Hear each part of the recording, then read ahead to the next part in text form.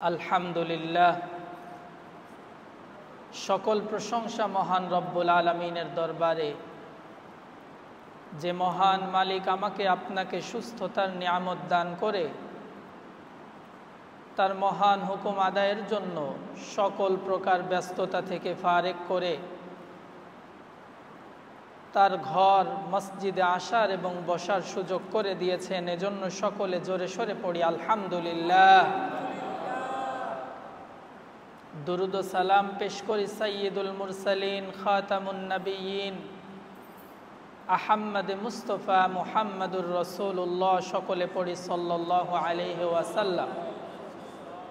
আল্লাহুম্মা সাল্লি আলাইহি আল্লাহুম্মা বারিক আলাইহি। সম্মানিত মুসল্লিয়ানে কেরাম, আপনারা সকলে অবগত আছেন আজকে রবিউল আউয়াল মাসের 11 তারিখ। এই মাস মুসলমানদের কাছে, উম্মতে মুহাম্মাদের কাছে অত্যন্ত দামি এবং বরকতপূর্ণ একটা মাস। দামি এবং বরকতপূর্ণ হওয়ার সবথেকে বড় উপলক্ষ্য সেটা হচ্ছে প্রসিদ্ধ মত অনুযায়ী এ মাসেই আল্লাহর নবী সাল্লাল্লাহু আলাইহি ওয়াসাল্লাম দুনিয়ায় আগমন করেছিলেন। সকলে পড়ি আলহামদুলিল্লাহ। মানবতার মুক্তির দূত, মুক্তির দিশারি, যার আগমনে অন্ধকার একটা যুগ স্বর্ণের যুগে পরিণত হয়েছিল। সকল প্রকার অন্যায়, পাপাচার, নির্যাতন, জুলুমের সেই যুগ থেকে আল্লাহ তাআলা একজন মহামানবের ওসিলায় তার শত কষ্ট, শত ত্যাগ তিতিক্ষার মাধ্যমে সোনার মানুষে পরিণত করে দিয়েছিলেন। সেই মহামানব প্রসিদ্ধ মত অনুযায়ী এই রবিউল আউয়াল মাসে জন্মগ্রহণ করেছিলেন। সম্মানিত হাজিরিন, রবিউল আউয়াল মাস আসলে আমাদের মধ্যে একটা আনন্দর জোয়ার, আনন্দর ফোয়ারা তৈরি হয়। এটা অত্যন্ত একটা ভালো দিক। প্রত্যেকের কাছেই 2টা মাস মুসলমানদের কাছে মোটামুটি একটা সাড়া জাগানো মাস হয়ে থাকে। বিশেষ করে আরবি মাসগুলো, আমরা যে সমস্ত মুসলমানরা সাধারণত আরবি মাসের খোঁজ খবর রাখি না বা রাখার প্রয়োজনও পড়ে না, কিন্তু আরবি 2টা মাস মোটামুটি আমাদের স্মরণে অটোমেটিক চলে আসে। তার মধ্যে একটা হচ্ছে রমজান মাস, দ্বিতীয় যেই মাস সেটা হলো রবিউল আউয়াল মাস। রবিউল আউয়াল মাসে আমাদের যে অনুভূতি, আমাদের যে আবেগ রসূলের প্রতি তৈরি হয়, সেটা অত্যন্ত প্রশংসনীয়। কিন্তু দুঃখের বিষয়, আমরা এই আবেগকে কন্ট্রোল করতে না পেরে আবেগের বশবর্তী হয়ে এমন কিছু কাজও করে ফেলি যেটা ইসলাম সমর্থন করে না। সুতরাং মহামানবের আগমন উপলক্ষে পৃথিবীতে আমাদের থেকে খুশি আর কেউ বেশি হবে না। রসূলের আগমনে যদি আমার আপনার হৃদয় আনন্দিত, পুলকিত না হয়, তাহলে আমি মুমিন না। কিন্তু সাথে সাথে আমাকে এটাও খেয়াল রাখতে হবে, আমি আল্লাহর রসূলের প্রতি সম্মান, ভালোবাসা প্রদর্শন করতে গিয়ে এমন কোনো কাজ যেন না করে ফেলি যেটা স্বয়ং আল্লাহর রসূল নিজেও পছন্দ করতেন না এবং ইসলামও সেটাকে সমর্থন করে না। সম্মানিত হাজিরিন, এ কথাগুলো বলার দরকারের জন্য আস্তে আস্তে আলহামদুলিল্লাহ দ্বীনের চর্চা যত বেশি হচ্ছে, আমাদের সমাজের মধ্যে পরিবর্তন আসছে। এক সময় মানুষ যতটা বেশি আবেগ প্রকাশ করত অনৈসলামিক পদ্ধতিতে, সেটা অনেক বেশি নিয়ন্ত্রিত এখন আলহামদুলিল্লাহ। সেটাকে আরও বেশি নিয়ন্ত্রণের মধ্যে নিয়ে আসা। কারণ আমি ইসলামের নামে এমন কোনো কাজ করতে পারবো না যেটা ইসলাম সমর্থন করে না। সেটা আমার কাছে যত ভালোই মনে হোক না কেন, আমার কাছে যত গুরুত্বপূর্ণই মনে হোক না কেন, আগে দেখতে হবে ইসলাম আমাকে এটাকে করতে বলে কিনা। সম্মানিত হাজিরিন, রাসূলুল্লাহ সাল্লাল্লাহু আলাইহি ওয়াসাল্লামের জন্ম কত তারিখে আপনারা অনেক দিন থেকে শুনে আসতেছেন যে এটা নিয়ে মতনৈক্য আছে। প্রসিদ্ধ মত 12ই রবিউল আউয়াল, তবে এটা 100% নিশ্চিত না। কারণ ইবনে কাসির রাহমাতুল্লাহি আলাইহি সহ আরও বড় বড় মুহাদ্দিসিনে কেরাম তারা ব্যাখ্যা বিশ্লেষণ করে বিভিন্ন মত পেশ করেছেন। তার মধ্যে আছে কেউ বলেছেন 2 রবিউল আউয়াল, আবার কেউ বলেছেন 8 রবিউল আউয়াল, কেউ বলেছেন 10 তারিখে, কেউ বলেছেন 12 তারিখে। তবে আমরা এই বিষয়টা আরও সহজে বুঝতে পারবো। আমরা জানি যে শবে কদর আমরা 27 তারিখে পালন করি, কিন্তু আমাদের সবার জানা আছে না 27 তারিখেই শবে কদর হবে? নিশ্চয়তা আছে? প্রসিদ্ধ মত অনুযায়ী অনেকগুলো দিক বিবেচনা করে কেউ কেউ মত দিয়েছেন যে 27 তারিখে শবে কদর হওয়ার সম্ভাবনা বেশি, কিন্তু নিশ্চিত না। ঠিক তদ্রূপভাবে আল্লাহর নবী সাল্লাল্লাহু আলাইহি ওয়াসাল্লামের জন্মও প্রসিদ্ধ মত অনুযায়ী 12 তারিখে, তবে নিশ্চিত না। এই যে মতানৈক্য, এখান থেকে আমাদের গুরুত্বপূর্ণ একটা মেসেজ আছে, বোঝার একটা বিষয় আছে। সেটা কি?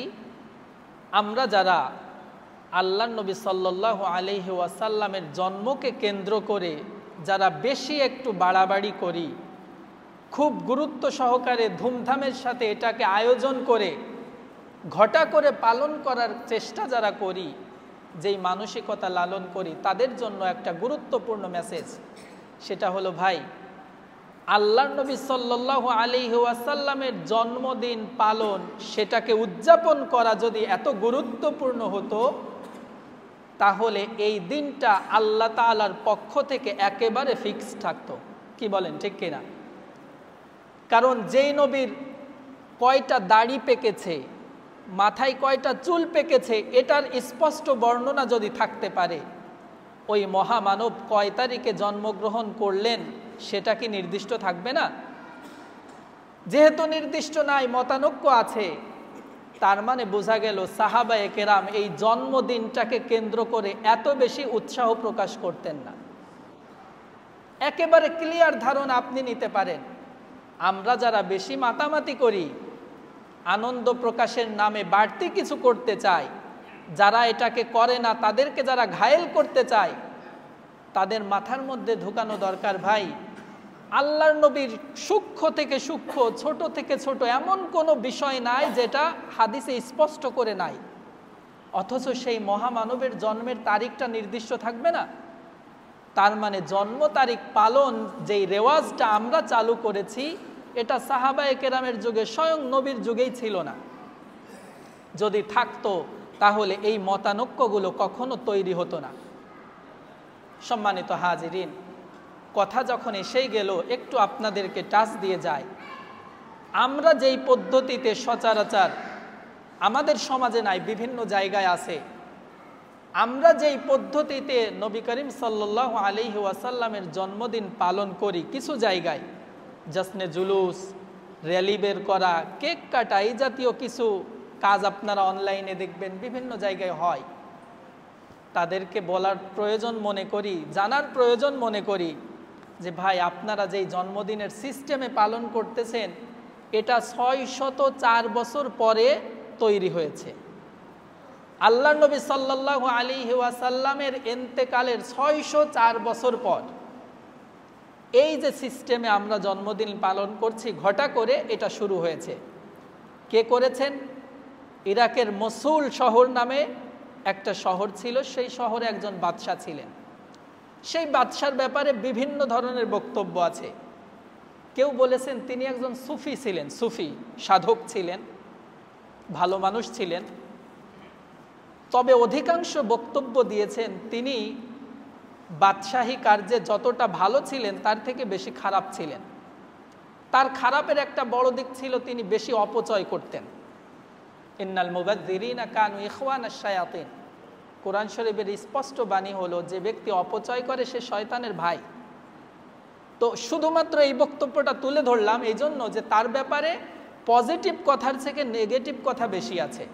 যাই হোক, আল্লাহর ওই বান্দা তিনি খ্রিস্টানদের থেকে অনুপ্রাণিত হয়ে আল্লাহর নবী সাল্লাল্লাহু আলাইহি ওয়াসাল্লামের এই প্রচলিত জন্মদিন পালনের অনুমতি দেন এবং নির্দেশ করেন। আল্লামা তকি উসমানী রাহমাতুল্লাহ দামাত বারাকাতুহুমুল আলিয়া, পাকিস্তানের সর্ববৃহৎ এখন যিনি প্রসিদ্ধ আলেম হিসাবে, উনি একটা কিতাবের মধ্যে লিখেছেন, এই যে মুজাফফর উদ্দিন ওই বাদশার নাম, তিনি মনে মনে ভাবলেন খ্রিস্টানরা তাদের নবী ঈসা আলাইহিস সালাম যেদিন দুনিয়া থেকে আল্লাহ তাআলা তাকে আসমানে উঠিয়ে নিলেন, ওই দিনকে কেন্দ্র করে তারা বড়দিন নামে একটা দিবস পালন করে থাকে। এই বড়দিনের সূচনাও হয়েছিল অত্যন্ত ভালো একটা নিয়তে, ভালো একটা উদ্দেশ্যে। তখনকার যুগের কিছু মানুষ মনে করলো আমাদের নবী ঈসা আলাইহিস সালামকে আল্লাহ তাআলা তার কাছে নিয়ে গেলেন, আসমানে তুলে নিলেন, তো পরবর্তী জেনারেশন তো আমাদের নবী ঈসা আলাইহিস সালামের কোনো বক্তব্য, তার শান মান সম্পর্কে কিছু জানবে না। তো আমরা ওই দিনটাকে কেন্দ্র করে একটা আয়োজন করি, যাতে করে আমাদের পরবর্তী জেনারেশনকে আমরা জানাতে পারি আমাদের নবীর শান মান এমন ছিল। তো সেটাকে কেন্দ্র করে বড়দিন সূচনা হলো। পরবর্তীতে দেখা গেল বড়দিনের আয়োজন করা হতো একজন পাদ্রী ঈসা আলাইহিস সালামের জন্ম বৃত্তান্ত এবং তার যে কারামতগুলো ছিল, তার যে মুজিজাগুলো ছিল, একজন কুষ্ঠরোগের গায়ে হাত বুলিয়ে দিলে সেটা সেরে যেত, একজন মৃত মানুষের গায়ে হাত বুলিয়ে দিয়ে আল্লাহর অনুমতিতে সে ব্যক্তি ভালো হয়ে যেত, জীবিত হয়ে যেত। এই রকম কারামত মুজিজার কথা উল্লেখ করতেন।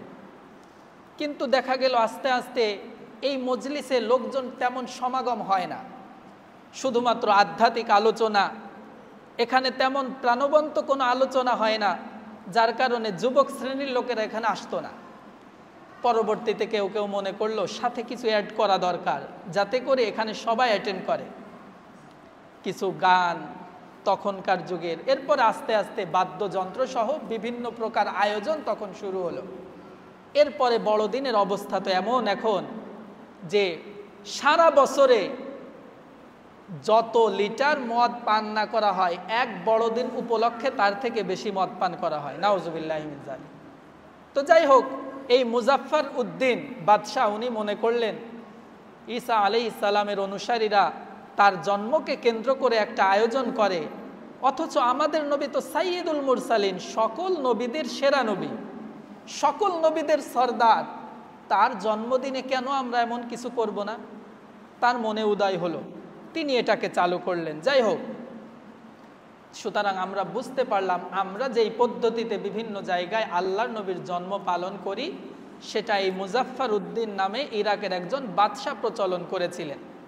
সম্মানিত হাজিরিন, তাহলে আমরা কি এটার অনুসরণ করতে পারি কি পারি না? আমরা কার অনুসরণ করতে পারি? আল্লাহর নবী সাল্লাল্লাহু আলাইহি ওয়াসাল্লামের স্পষ্ট ঘোষণা আছে। আমরা খুতবার মধ্যে অনেক সময় শুনি আল্লাহ তাআলা তিনটা জাতিকে, তিনটা যুগকে শ্রেষ্ঠ যুগ বলেছেন। খুতবার মধ্যে আমরা শুনি খায়রুল কুরুনি কারনি, আল্লাহর নবী বলেছেন আমার যে যুগ, আমি সহ আমার সাহাবায়ে কেরামের যুগ, এটা খায়ের, উত্তম। এখানে কোনো কিছু যদি তুমি পাও সেটা গ্রহণ করতে পারো, আমল করতে পারো। সুম্মাল্লাযীনা ইয়ালুনাহুম, আমার সাহাবায়ে কেরামের পরবর্তী জেনারেশন যারা তাবেঈ বলি, তারা, তাদের যুগটা উত্তম যুগ, শ্রেষ্ঠ যুগ, এখান থেকেও তোমরা নিতে পারবা কিছু। এরপরে আল্লাহর নবী বলেছেন সুম্মাল্লাযীনা ইয়ালুনাহুম, তাবেঈদের পরবর্তী তাবেঈন যাদেরকে বলি, এই তিন যুগ পর্যন্ত যদি কোনো আমল তোমরা পাও সেটাকে গ্রহণ করতে পারো, এর বাইরে কোনো আমল গ্রহণ করার কোনো সুযোগ আমাদের নাই। সম্মানিত হাজিরিন, এজন্য আমরা যা কিছু করি, বিশেষ করে ইসলামের নাম দিয়ে যদি কিছু করতে চাই, তাহলে আমার হাত পা বাঁধা। আপনি ব্যক্তিগতভাবে ইসলাম ছাড়া অন্য যে কোনো পদ্ধতিতে যা কিছু করেন সেটার একটা ক্ষেত্র আছে, কিন্তু ইসলামের নাম দিয়ে সওয়াবের নিয়তে যদি আপনি কিছু করতে চান, তাহলে আগে আপনাকে দেখতে হবে কোরআন হাদিস এবং ওই তিন যুগের কোনো এক যুগের প্রমাণ আছে কিনা। যদি না থাকে সেটা ফলো করার অধিকার ইসলাম আমাকে দেয় নাই। আপনি করতে পারেন, সেটা আপনার ব্যক্তিগত মতামত, আপনার সেটার ফয়সালা আল্লাহর দরবারে আপনাকে দিতে হবে। কিন্তু আমরা সচেতন মুসলমান হিসাবে আল্লাহর নবী সাল্লাল্লাহু আলাইহি ওয়াসাল্লামের কত সুন্নাত রয়ে গেছে যেগুলোর প্রতি আমাদের সামান্যতম দরদ নাই, অথচ আল্লাহর নবীর জীবনী, আল্লাহর নবীর জন্মদিন পালনের জন্য আমার মনটা উতালা হয়ে যায়। একটা ছোট্ট উদাহরণ দিলে বুঝে আসবে আসলে রসুলের আশেক কারা। মনে করেন আপনি একটা কোম্পানিতে চাকরি করেন, কোম্পানির মালিক অনেকগুলো রুলস আপনাকে দিয়েছেন, এটা ফলো করতে হবে, 8টায় আসতে হবে, 5টায় যেতে হবে, আরও আনুষঙ্গিক কিছু নিয়ম আপনাকে করে দিছে।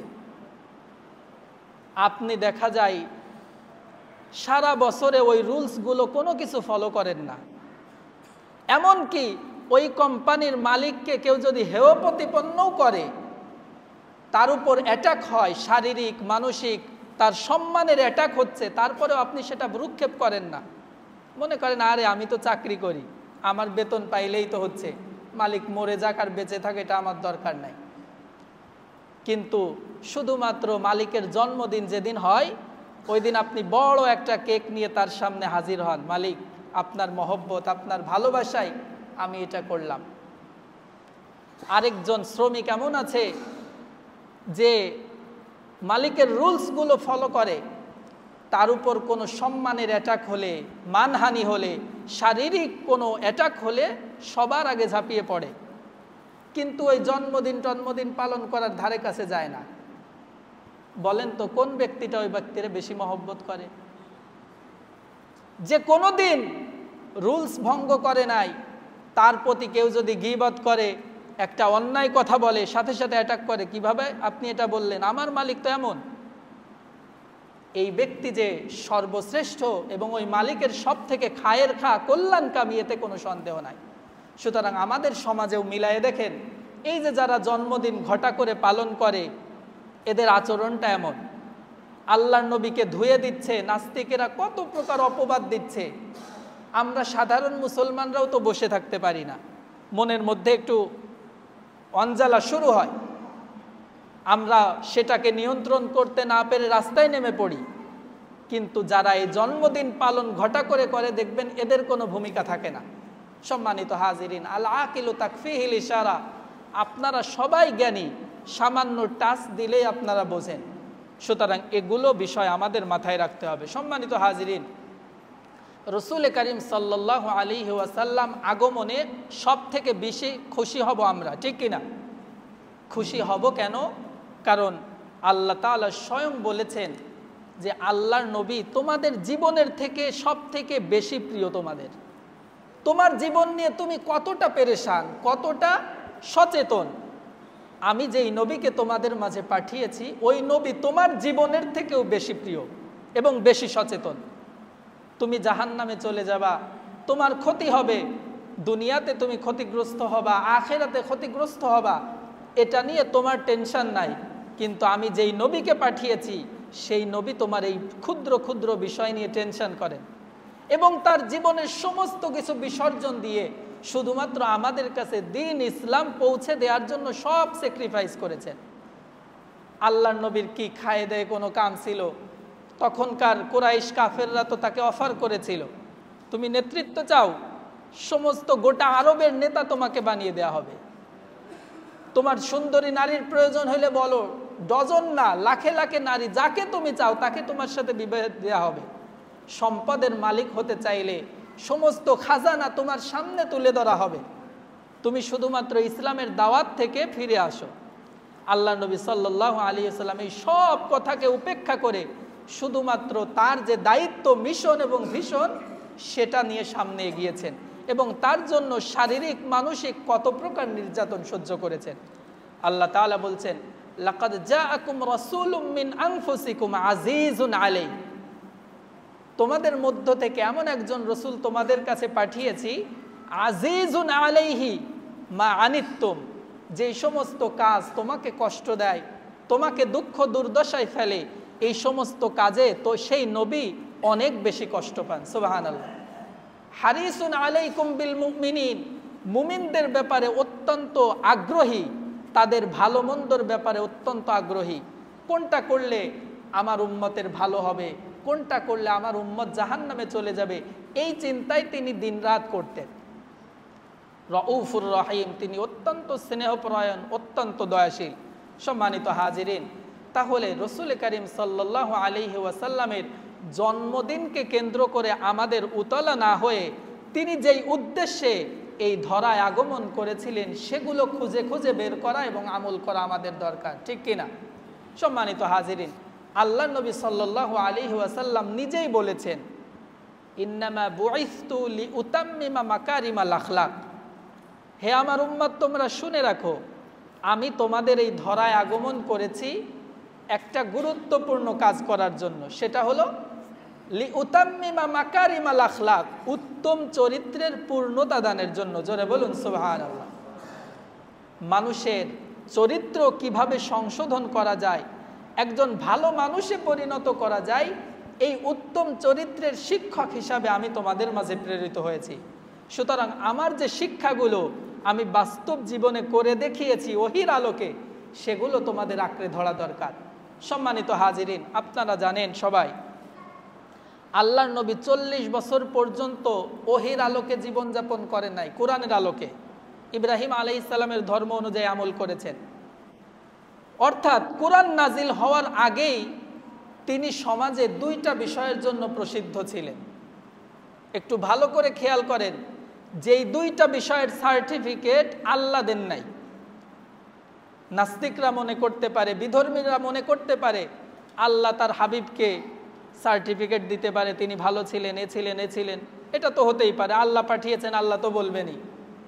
কিন্তু খেয়াল করেন, আমার নবী 40 বছরের আগ পর্যন্ত আল্লাহ তাআলার পক্ষ থেকে কোনো সার্টিফিকেটে ভূষিত ছিলেন না, বরং তখনকার যুগের ওই সমাজের লোকের পক্ষ থেকেই দুইটা সার্টিফিকেট পেয়েছেন। একটা হলো আল আমিন, তিনি ছিলেন বিশ্বস্ত আমানতদার, সুবহানাল্লাহ। তিনি ছিলেন সাদেক, সত্যবাদী। এমন দুইটা গুণ, এই দুইটা গুণ যদি আমরা অর্জন করতে পারি, আমাদের দুনিয়ার জীবনে আর কিছু দরকার নাই। সম্মানিত হাজিরিন, আমরা রসুল করিম সাল্লাল্লাহু আলাইহি ওয়াসাল্লামের জীবনী থেকে সব কিছু নিতে পারি। আল্লাহর নবী এমন এক ক্যারেক্টার যে আপনি যে দিক থেকে তাকে ফলো করবেন সব দিকেই তাকে আপনি পরিপূর্ণভাবে পাবেন, আদর্শরূপে পাবেন। আপনি একজন স্বামী, তাহলে আপনি দেখেন আল্লাহর নবী সাল্লাল্লাহু আলাইহি ওয়াসাল্লাম তার বিবিদের সাথে কেমন আচরণ করেছেন। আপনি যদি পিতা হয়ে থাকেন, তাহলে আপনি দেখেন আম্মা, যিনি জান্নাতের মহিলাদের সর্দার হবেন, ফাতেমাতুজ জোহরা রাদিয়াল্লাহু তাআলা আনহা, সেই মেয়েগুলোর সাথে আল্লাহর নবী সাল্লাল্লাহু আলাইহি ওয়াসাল্লাম কেমন আচরণ করেছেন। শুধু তাই নয়, তিনি কেউ যদি শাসক হতে চায়, কেউ যদি সমাজের নেতৃত্ব দিতে চায়, তাহলেও আল্লাহর নবীকে ফলো করলে পরিপূর্ণভাবে তিনি একটা দিক নির্দেশনা পাবেন। আল্লাহর নবী কিভাবে সমাজে নেতৃত্ব দিয়েছেন, কিভাবে রাষ্ট্র পরিচালনা করেছেন। শুধু তাই নয়, তিনি যেমনিভাবে রাষ্ট্র পরিচালনার দিক নির্দেশনাও দিতে পারেন, আবার সেই নবী একজন শ্রমিককেও দিক নির্দেশনা দিতে পারেন, সুবহানাল্লাহ।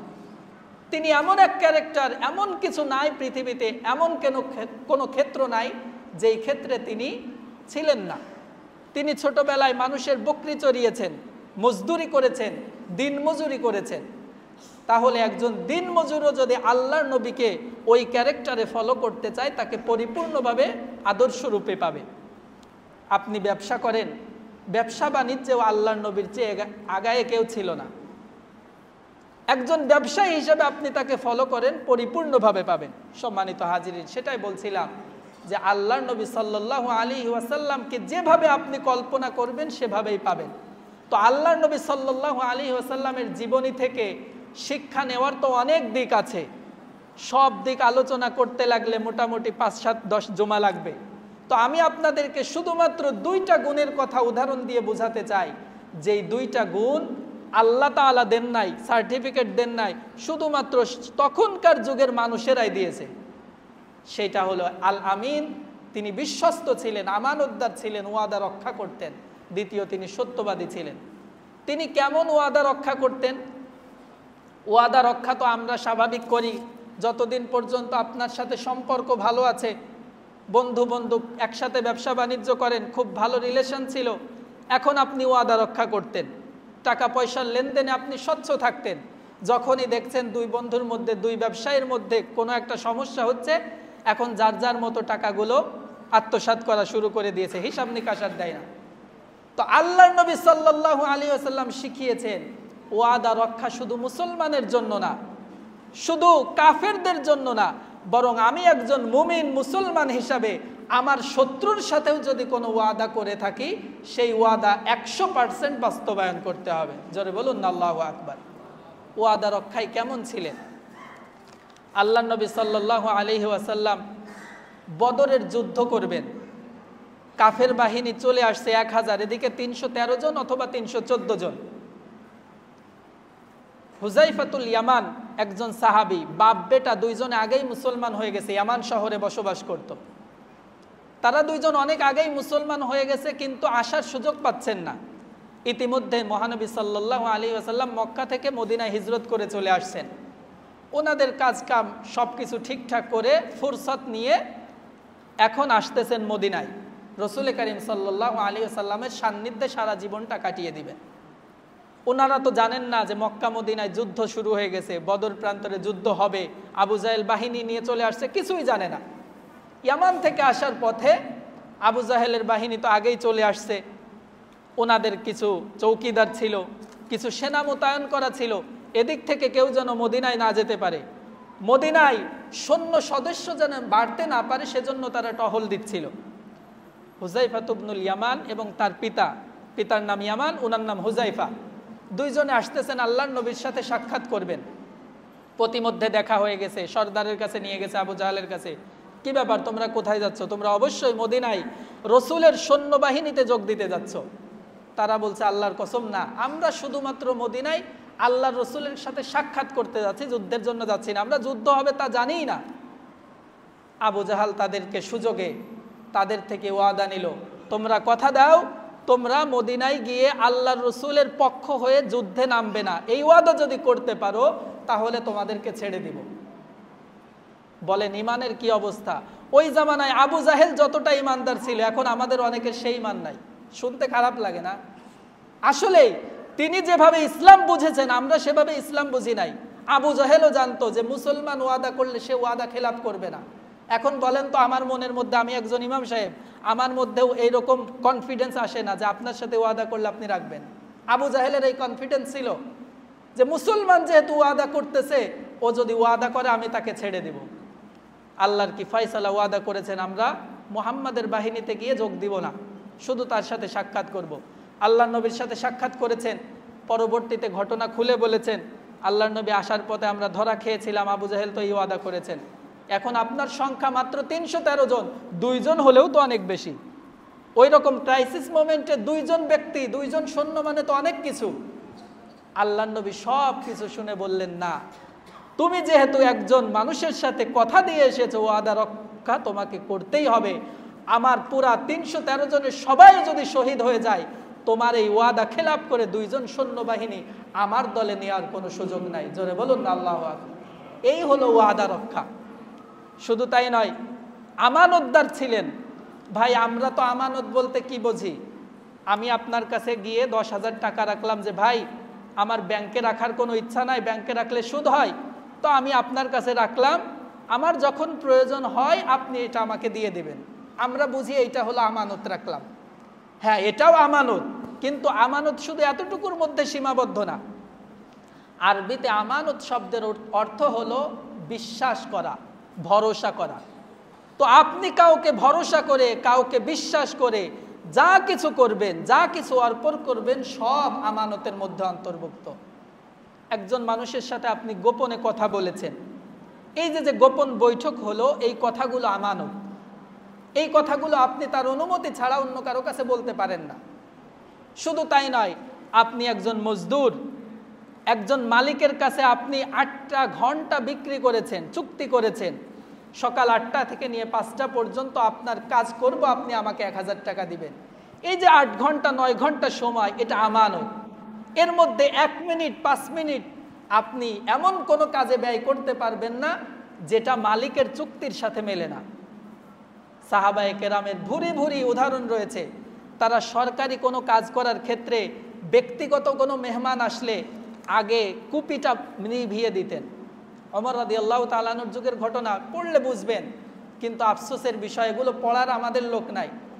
আমাদের সন্তানদের র্যাকে কত ধরনের নোবেল নাটকের বই থাকে, আল্লাহর নবীর সিরাতের কোনো বই থাকে না।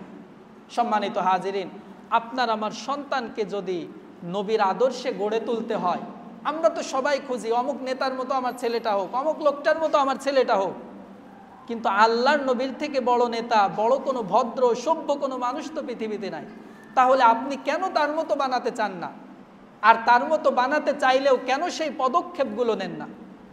আপনার সন্তানকে তো আপনি ফিক্সড করে দিতে পারেন, তুমি এই যে 8-এ পড়ো, তোমার এসএসসি কমপ্লিট হওয়ার আগে আল্লাহর নবীর যে কোনো একটা সিরাতের কিতাব তোমার পড়া চাই। এগুলো যদি আমরা আপনারা না করে দিতে পারি, তাহলে কি আমার নবীর সম্পর্কে আমি জানি না?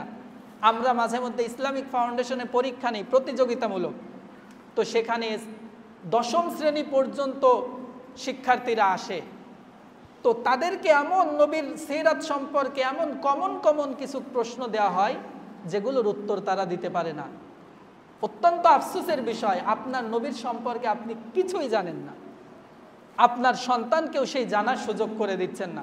সম্মানিত হাজিরিন, কথা বলতে গেলে অনেক, আমরা এতটুকু খেয়াল করি, এই রবিউল আউয়াল মাস আল্লাহর নবীর জন্মদিন উপলক্ষে যেই মাসটা আমাদের কাছে, আমরা এখান থেকে একটা ওয়াদা করি, নিজে নিজে একটা আজম করি, একটা নিয়ত করি যে আমি আমার নবীর সিরাত সম্পর্কে কিছু জানবো। যে কোনো একটা সিরাতের কিতাব আমরা পড়ব, আমার সন্তানকে পড়ার জন্য উদ্বুদ্ধ করব। দেখবেন আপনার জীবনটা, লাইফ স্টাইলটা অনেক সহজ হয়ে যাবে। আপনি কোন পরিস্থিতিতে কি পদক্ষেপ নেবেন বুঝে উঠতে পারেন না। আল্লাহর নবী সব উদাহরণগুলো দিয়ে রেখেছেন, সেগুলো যদি আমরা ফলো করতে পারি আমাদের জীবনটা আসান হয়ে যাবে। সম্মানিত হাজিরিন, আমরা যেন আমানতদার হতে পারি, সকল ক্ষেত্রে সততা যেন বজায় রাখতে পারি, আল্লাহ তাআলা আমাদের সকলকে তৌফিক দান করুন। আল্লাহ রসুলের জীবনী থেকে আমরা যেন শিক্ষা গ্রহণ করতে পারি, আল্লাহ তাআলা আমাদের সকলকে তৌফিক দান করুন।